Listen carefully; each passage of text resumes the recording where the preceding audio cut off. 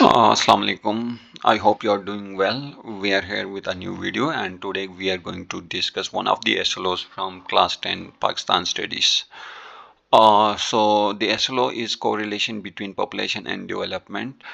इसमें हमने तीन चीज़ें correlate करना है with population. The first is education, ठीक है. फिर हमारे पास आ जाएगी health और लास्ट में हमारे पास आ जाएगी nutrition. So let's start with an assumption that let's suppose 10 साल का हम assumption लेते हैं, ठीक है. uh, अभी let's suppose हमारा जो population है that is 26 करोड़, ठीक है.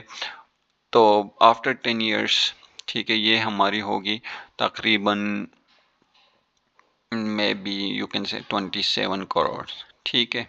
करोड़, 1 करोड़ की आबादी बढ़ जाती है, लाइक 10 मिलियंस, ठीक है.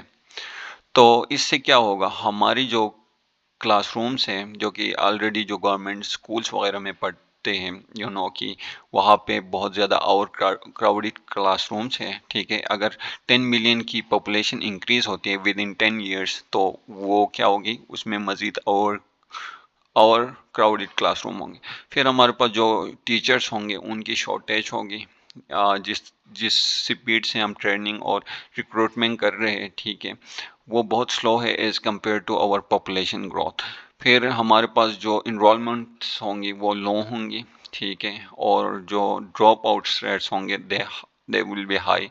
द रीज़न इज़ कि हमारी पॉपुलेशन ग्रोथ हो रही है, ठीक है, जिसकी वजह से हमारी जो क्वालिटी या हम एफोर्डेबिलिटी की बात करें तो उसमें कमी आ जाती है. तो देयर इज़ हाई चांसेस कि बच्चे कम इनरोल करें वालिदैन, और जो भी इनरोल होते हैं वो भी जल्दी ड्रॉप आउट हो जाए. और पुअर इंफ्रास्ट्रक्चर की बात कर सकते हैं, ठीक है. सेम स्कूल होगी, सेम इंफ्रास्ट्रक्चर होगी और क्राउडेड क्लासरूम होंगे, तो हमारे पास जो क्वालिटी ऑफ इंफ्रास्ट्रक्चर होगी उसमें भी डिक्लाइन आ जाएगी. फिर हमारे पास जेंडर डिस्पैरिटी आ सकती है. लेट्स सपोज एक फैमिली में लेट्स सी एज्यूम करें कि एक बेटा है, ठीक है, बॉय है और 4 गर्ल्स हैं, ठीक है. और उस फैमिली के पास they can afford to study one of their children, ठीक है. तो what would be the option, तो दे प्रेफर कि हमारा बेटा ही पढ़े. Best I am saying based on the society mentality, ठीक है. तो इसकी वजह से हमारी जो जेंडर डिस्पैरिटी है उसमें मज़ीद इजाफा हो सकता है, ठीक है. एक फैक्ट हमारे पास है, तकरीबन 23 मिलियन चिल्ड्रन जिनकी एज 5 से 16 है और out of school in Pakistan, the second highest in the world. तो अगर मज़ीद पॉपुलेशन ग्रो होती है तो इसमें क्या होगी, मज़ीद इंक्रीज़ आ जाएगी, ठीक है. मोर जो हमारे पास school not going school out of school children है उनकी तादाद मज़ीद इजाफा होगी, ठीक है. Moving to health, again same type के इश्यूज होंगे, ओवर बर्डन हेल्थ सिस्टम होगी, ठीक है. हमारे पास जो हॉस्पिटल्स होंगे वो ओवर क्राउडेड होंगे, जो स्टाफ्स होंगे और फैसिलिटीज़ होंगे वो कम पड़ जाएंगे, ठीक है. कोविड के टाइम आपको याद होगा, ठीक है, हमारे पास हॉस्पिटल्स में बेड्स ही नहीं मिलते थे, वेंटिलेटर्स ही नहीं मिलते थे. तो अगर इस तरह की कोई सिचुएशन होती है तो we are too short of the facilities, ठीक है.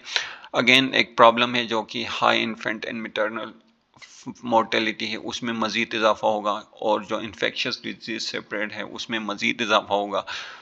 मेंटल हेल्थ जो कि हम निगलेक्ट कर रहे हैं उसमें उसमें उसको मज़ीद हम निगलेक्ट करेंगे, बिकॉज हमारी पॉपुलेशन इतनी तेज़ी से बढ़ रही है, ठीक है, और हम क्या कर रहे हैं, हेल्थ पे इतना स्पेंड नहीं कर रहे हैं, ठीक है. अगर करंट की बात करें तो Pakistan spends less than 2% of GDP on health, below regional and international standard. तो मज़ीद हमारी जो हेल्थ की समस्या है वो ख़राब हो जाएगी. Okay, moving to the next topic, that is how population growth can impact the nutrition, ठीक है. तो सबसे पहली बात की, अगर हमारे पास पॉपुलेशन इंक्रीज हो जाती है तो हमारी जो फूड सिक्योरिटी है वो क्या होगी, इनसिक्योर होगी, ठीक है. द रीज़न इज़ हमारी पॉपुलेशन बढ़ रही है but we are not producing